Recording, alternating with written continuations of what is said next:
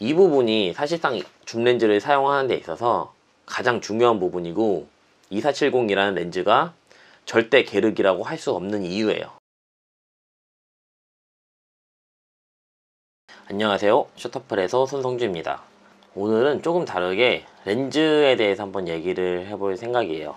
그것도 이제 상업사진가들은 이제 필수라고 생각하는 표준줌 조리개 2.8을 가진 이 2470 렌즈에 대한 얘기를 해볼 생각입니다. 많이들 게르기라고 부르는 렌즈가 있는데 이 렌즈가 진짜 게르기인가에 대해서 한번 얘기를 해볼 거예요. 근데 일단 저는 2470 렌즈는 절대 게르기 아닙니다.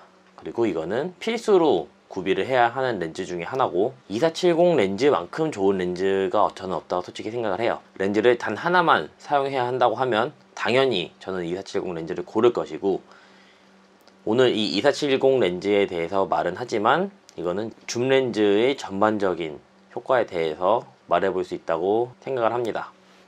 일단 줌 렌즈를 왜 쓰는가에 대해서 생각을 해야 되는데, 많은 사람들이 이제 줌 렌즈랑 단 렌즈를 비교를 하죠. 근데 줌 렌즈는 편하게 하기 위해서 그냥 그 자리에서 줌을 당기려고 사용한다 라고 말씀을 하시는 분들도 있고, 단 렌즈는 뭐 화질이 좋으니까 쓰는 거고 줌 렌즈는 귀찮아서 쓴다 이렇게 말씀을 하시는 분들이 많아요. 사실 저도 처음에 사진 시작해서 한 몇 년? 한 4, 5년 정도는 뭐 그 정도 그런 생각을 어느 정도 인정한다고 했던 것 같아요. 그런데 2470 렌즈를 써보니까 그동안 2470 렌즈가 가장 주력이었고 가장 오래 썼고 매번 단 한 번도 빼지 않고 가지고 다녔던 렌즈가 되었기 때문에 절대 게르기 아니다 라고 말씀을 드리고 싶어요. 그 게르기 아닌 이유는, 일단 제가 사진 두 장을 이제 보여드릴 거예요. 여기 사진을 보시면은 두 장 다 이제 제가 촬영한 고객님이 직접 고른 사진이에요. 여기서 차이가 뭔지 보이시나요? 제가 한 5초 정도 드릴 테니까 한번 생각해 보세요. 5, 4, 3, 2, 1. 혹시 두 개의 차이점을 보셨나요? 일단 두 사진을 보시게 되면은 가장 큰 차이점이 사람 크기와 에펠탑의 크기입니다. 두 개가 변경이 되었죠. 하나는 에펠탑이 크고 하나는 에펠탑이 작고, 하나는 사람이 크고 하나는 사람이 작아요. 일반적으로 줌 렌즈를 사용한다라고 했을 때는 제 자리에서 이렇게 서서 줌을 당기겠죠. 줌을 당기게 되면은 어떻게 될까요? 제자리에 서서 촬영을 하게 되면은 사람도 커지고 뒤에 있는 배경도 같이 커집니다. 둘 다 커지는 거예요. 근데 지금 사진을 보시면은 반대가 됐죠. 사람은 커졌는데 배경은 작아졌어요. 반대로 생각하면은 사람은 작아졌는데 배경은 커졌어요. 그럼 여기서 이 차이점을 구별하는 게 뭘까요? 렌즈는 정확히 2470 줌 렌즈, 이 제가 가지고 있는 렌즈를 사용을 했어요. 그랬는데 사진은 다른 사진이 나왔죠. 일반적인 상식에서는, 내가 알던 줌 렌즈의 상식에서는 줌을 당겼을 때 둘 다 커져야 맞는데 배경만 커지고 사람은 작아졌어요. 오히려 이게 어떻게 이런 원리가 생겼는지에 대해서 생각을 해봐야 돼요. 그리고 이게 줌 렌즈 활용의 최고 난이도라고 저는 생각을 합니다. 처음에 딱 이 두 장 보여줬을 때 사람들은 엄청 당황해요. 왜냐면은 기존에 보던 사진과 다르기 때문에. 여기서 차이점이 뭐냐, 단순하게 줌만 당긴 게 아니라 제가 앞뒤로 움직인 겁니다. 줌 렌즈는 그렇게 활용을 해야 돼요. 그게 가장 중요한 거거든요. 그러니까 배경이 커졌는데, 배경이 커졌다, 배경이 작다 커진 거는 줌을 당긴 겁니다. 24에서 70mm로 뭐 당겼다고 가정을 할게요.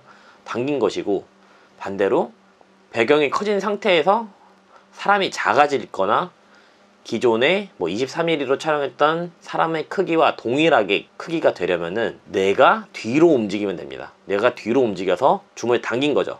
그러면 사람은 그 크기를 유지하거나 더 작아지고 배경은 더 커지겠죠. 그렇기 때문에 이 같은 렌즈로 같은 자리에서 두 가지 다른 사진이 나오는 겁니다. 줌 렌즈는 이렇게 활용을 해야 돼요. 사실상 이 말뜻은 뭐냐면은 이 2470 렌즈를 보면은 여기 써 있어요. 뭐 24, 그 다음에 35, 50, 70.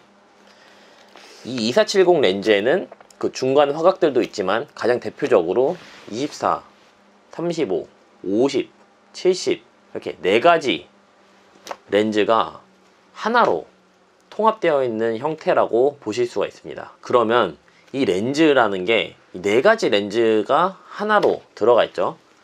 렌즈라는 거는 각자의 가장 최적화된 거리, 최적화된이라는 표현을 조금 하기는 애매하지만 각자 거리에서 가장 잘 어울리는 그 거리가 있어요.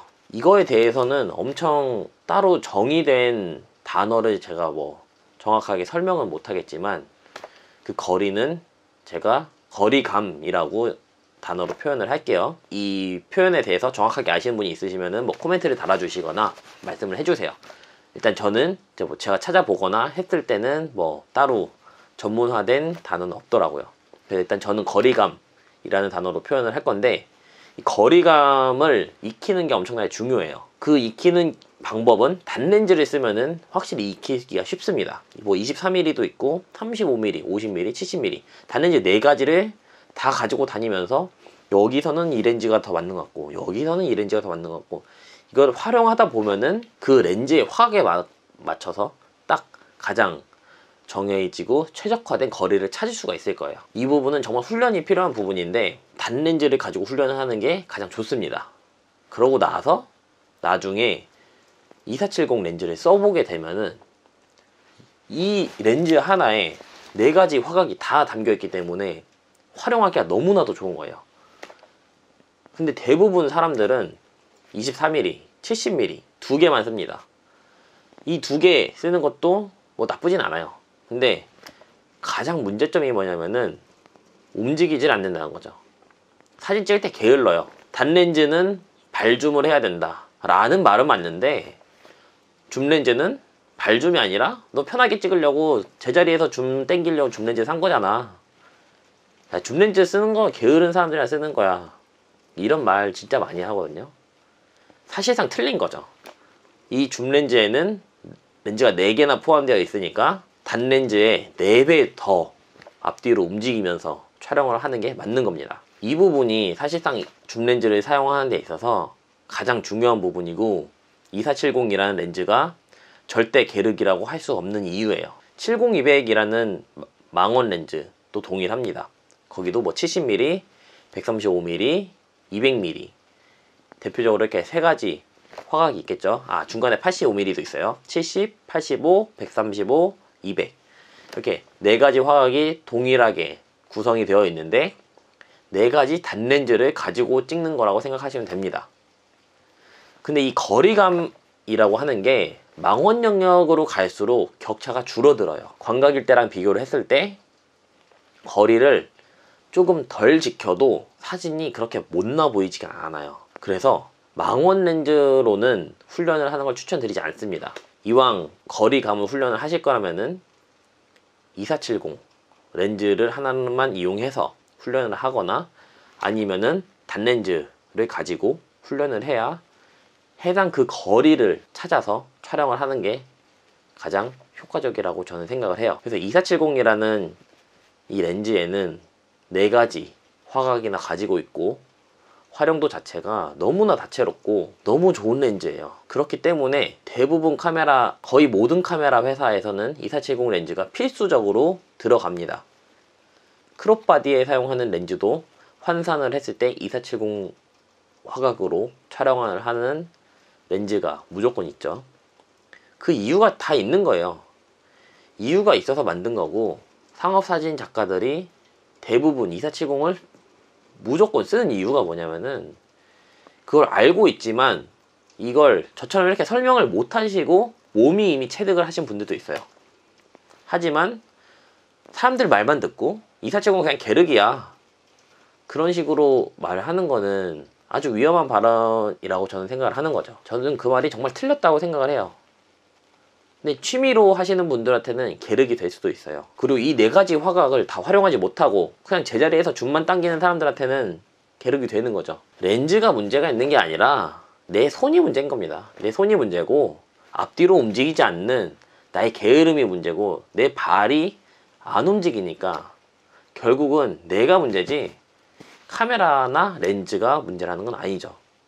렌즈가 게으르게 아니라 내 발과 손이 문제가 있는 거다. 그래서 이 2470 렌즈에 대해서 한번 얘기를 해봤는데, 이 얘기는 줌렌즈 전반적인 줌렌즈에 대해서도 적용이 되는 얘기라고 저는 생각을 해요. 그래서 꼭 한번 제가 처음에 보여드린 이 두 장 사진 비교하는 것들 있죠. 배경은 커지고 사람은 작아졌다.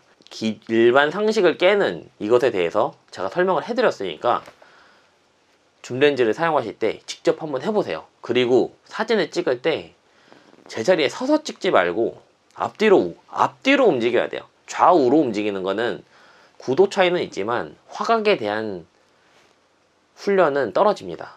그렇기 때문에 앞뒤로 움직이면서 그 거리를 봐야 돼요.